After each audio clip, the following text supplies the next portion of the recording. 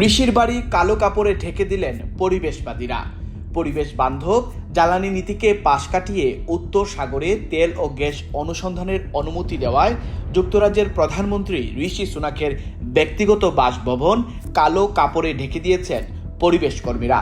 সুনাকের এই বাসভবনটি ইংল্যান্ডের উত্তরাঞ্চলীয় জেলা ইয়র্কশায়ারে অবস্থিত। বৃহস্পতিবার আন্তর্জাতিক পরিবেশবাদী সংস্থা গ্রিন পিসের যুক্তরাজ্য শাখা গ্রিন পিস ইউকে কর্মীরা এই কর্মসূচি পালন করেছেন বলে জানিয়েছে বার্তা সংস্থা রয়টার্স। একই দিন ব্রিটেনের প্রধানমন্ত্রীর কার্যালয় লন্ডনের 10 ডাউনিং স্ট্রিটেও এই সংস্থার কর্মীদের নেতৃত্বে প্রতিবাদী সমাবেশ হয়েছে বলে জানা গেছে। গ্রিন পিস ইউকের অফিসিয়াল ওয়েবসাইটে পোস্ট করা হয়েছে বৃহস্পতিবার কর্মসূচির বিভিন্ন ছবি। একই ছবিতে দেখা যাচ্ছে ইয়র্কশায়ারে কালো কাপড়ে ঢাকা সুনাকের বাসভবনে ছাদের রেলিংয়ের কাছে দাঁড়িয়ে আছেন গ্রিন পিস ইউকের 4 জন কর্মী, আর নিচের লেনে 2 জন কর্মী হাতে একটি কালো কাপড়ের ব্যানার হাতে নিয়ে দাঁড়িয়ে আছেন। সেই ব্যানারে লেখা, ঋষি সুনাক কোনটি গুরুত্বপূর্ণ, তেলের মুনাফা নাকি আমাদের ভবিষ্যৎ।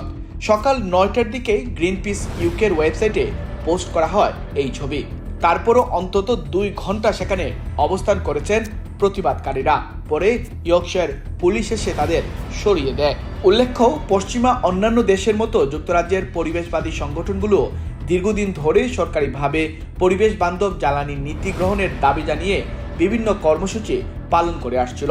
তাদের এই আন্দোলনের জেরে 2019 সালে যুক্তরাজ্যের পার্লামেন্টে সর্বসম্মতিক্রমে একটি সিদ্ধান্ত গৃহীত হয়। সেটি হলো এখন থেকে প্রতি বছরই পরিবেশ বান্ধব জ্বালানির উপর নির্ভরতা বাড়াতে ধাপে ধাপে বিভিন্ন পদক্ষেপ নেওয়া হবে এবং আগামী 2050 সালের মধ্যে যুক্তরাজ্য কার্বন বা জীবাশ্ম জ্বালানির ব্যবহার শূন্যের কোঠায় নামিয়ে আনবে যুক্তরাজ্য। কিন্তু 2022 সালে ইউক্রেনে রুশ বাহিনী বিশেষ সামরিক অভিযান শুরুর পর জ্বালানি পণ্য, তেল, গ্যাস ও কয়লার আন্তর্জাতিক বাজারে অস্থিরতা দেখা দেয়।